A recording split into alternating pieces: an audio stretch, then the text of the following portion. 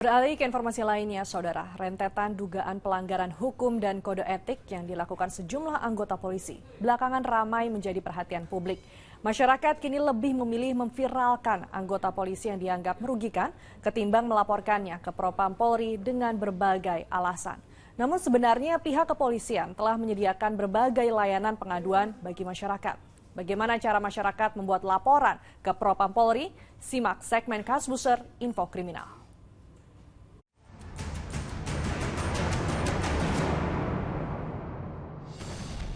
Surat izin usahanya apa aja? Bapak ngerti nggak surat izinnya kayak apa? Sekarang saya mau tanya, ini second apa baru? Oke, kalau nggak mau jawab.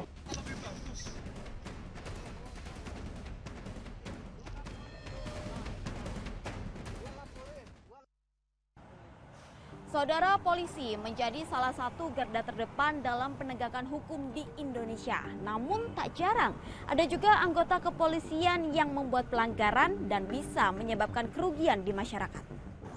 Nah, bagi masyarakat yang menemukan pelanggaran bisa membuat laporan ataupun aduan ke Divisi Profesi Pengamanan Propam Polri. Lalu bagaimana caranya agar kita bisa membuat laporan ke Propam? Simak info kriminal bersama saya Tabita Putri dan juru kamera Dedi Sunandar berikut ini.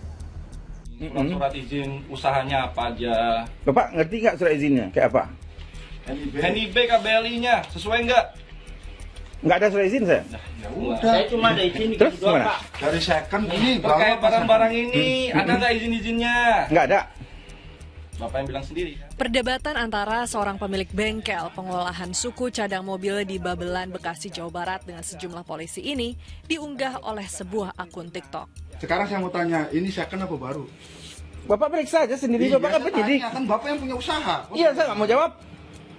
Oke, kalau nggak mau jawab berarti Terus? kan saya jawab nih. Eh? Ini dari second, dibenerin baru, Ya. dijual baru. Seperti itu kan? Udah nggak? Terserah Bapak ngomong. Iya bener nggak? Nggak tahu saya. Nggak mau jawab.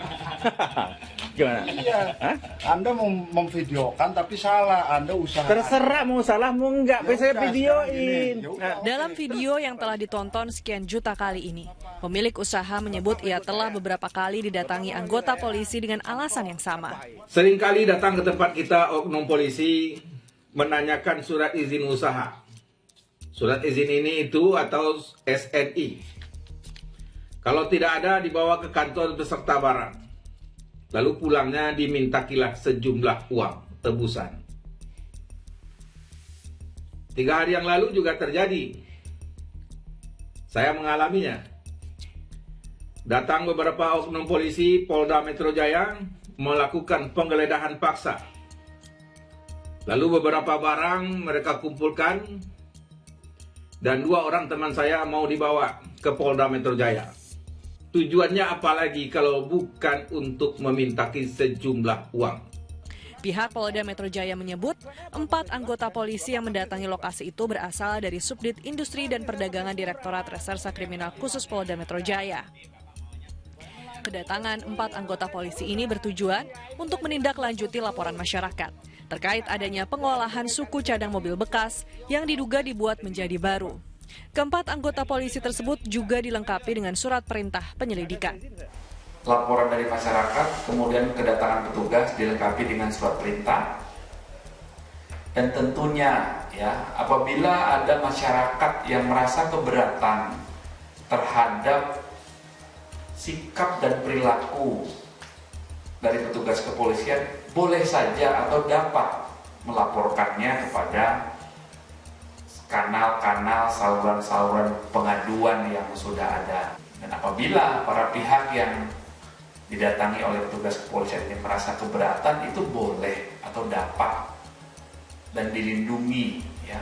Mau mengadu, ada dugaan pelanggaran kode etik, ada dugaan pelanggaran disiplin, ataupun ada dugaan pelanggaran pidana sekalipun, silakan dapat melaporkan. Sebuah video yang memperlihatkan seorang pria pengemudi taksi online dipukul oleh penumpangnya viral di media sosial. Peristiwa yang berawal dari cekcok mulut ini berujung pada laporan ke polisi.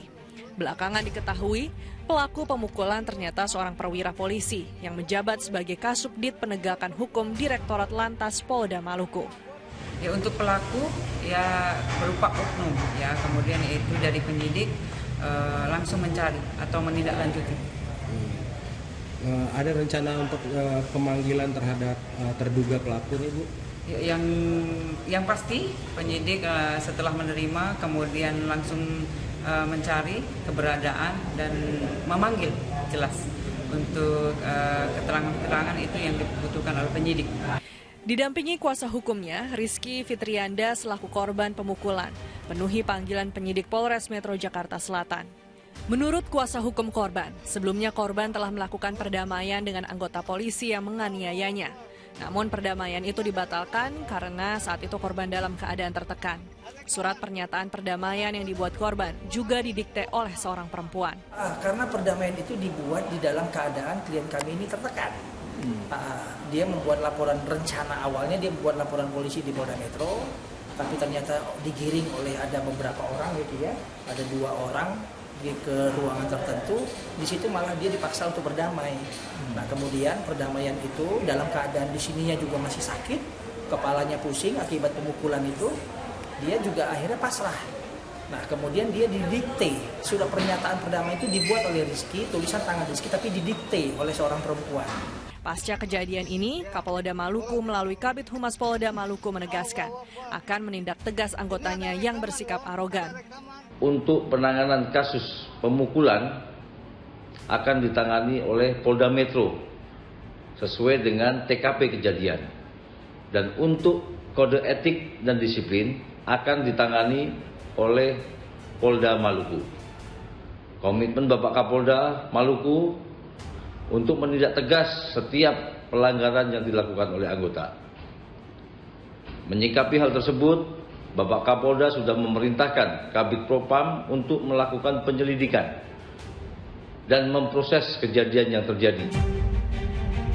Maraknya gesekan antara masyarakat dengan anggota polisi membuat kepercayaan terhadap anggota polisi kian menipis. Masyarakat yang melihat anggota polisi yang dianggap merugikan kini lebih memilih memviralkannya ke media sosial ketimbang melaporkannya ke Propam Polri dengan berbagai alasan. Polisi yang melakukan pelanggaran kode etik, nakal, pungli, maupun tindak pidana hingga pelanggaran disiplin wajib dilaporkan kepada Propam. Ada beberapa cara yang bisa dilakukan oleh masyarakat untuk membuat laporan ke Propam. Yang pertama adalah salah satu cara yang cepat yang dapat ditempuh untuk melaporkan anggota polisi adalah dengan cara melapor langsung ke sentra pelayanan Propam Polri, baik di tingkat Polres, Polda, maupun Mabes Polri. Di sana, pelapor dapat menjelaskan pelanggaran apa yang telah dilakukan oleh anggota Polri. Kemudian dalam Peraturan Polri Nomor 9 Tahun 2018 tentang tata cara penanganan pengaduan masyarakat di lingkungan Polri, maka pelanggaran yang diadukan dapat terkait dengan pelayanan, kemudian ada penyimpangan perilaku atau penyalahgunaan wewenang anggota polisi maupun PNS Polri. Kemudian penyimpangan perilaku yang dimaksud adalah berkaitan dengan pelanggaran disiplin, kode etik, dan tindak pidana. Yang kedua, selain datang langsung ke sentra pelayanan Propam, masyarakat yang hendak melaporkan anggota polisi juga dapat membuat laporan secara tidak langsung atau lewat online. Laporan ini bisa dikirimkan kepada atau melalui email yang dikirimkan ke bagianduan.divpropam@polri.go.id. Selain itu, laporan juga bisa disampaikan ke nomor 0852 6606 037 atau melalui media sosial Instagram @pelayanan_pengaduan_propam Polri. Pelapor pun dapat membuat laporan melalui situs layanan pengaduan masyarakat terintegrasi, yaitu dumaspresisi.polri.go.id. Pelapor perlu memasukkan nomor induk kependudukan atau NIK terlebih dahulu untuk membuat pengaduan. Terdapat pula pilihan cek status untuk memeriksa proses pelaporan tersebut. Yang berikutnya, masyarakat juga dapat melaporkan melalui aplikasi Propam Presisi. Namun, pelapor harus mengunduh aplikasi ini terlebih dahulu pada smartphone Anda. Sama seperti situs Dumas Presisi. Sebelum melapor melalui aplikasi ini, pelapor juga harus memasukkan NIK terlebih dahulu disertai dengan verifikasi wajah. Pelapor pun dapat melakukan pemeriksaan terhadap penanganan pengaduannya, kemudian dengan memilih cek pengaduan. Yang terakhir, yaitu masyarakat juga bisa melaporkan anggota polisi melalui layanan WhatsApp di nomor 081 2101 06700. Layanan ini diluncurkan Polri melalui Divisi Profesi dan Pengamanan Polri untuk mempermudah masyarakat dalam membuat laporan pengaduan, serta berkomunikasi langsung dengan PIC via WhatsApp chatting. Tujuan aplikasi WhatsApp Yenduan ini diluncurkan agar bisa membangun komunikasi yang cepat dan terus-menerus antara pelapor dengan para PIC penanganan laporan, sehingga mudah untuk ditelusuri dan dimonitor secara real time. Hal ini dilakukan guna memberikan informasi berupa data statistik yang bisa digunakan oleh pimpinan Polri dalam mengambil keputusan.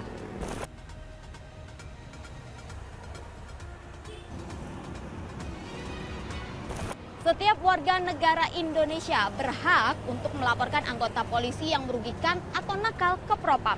Namun laporan tersebut harus disertai dengan bukti-bukti yang akurat.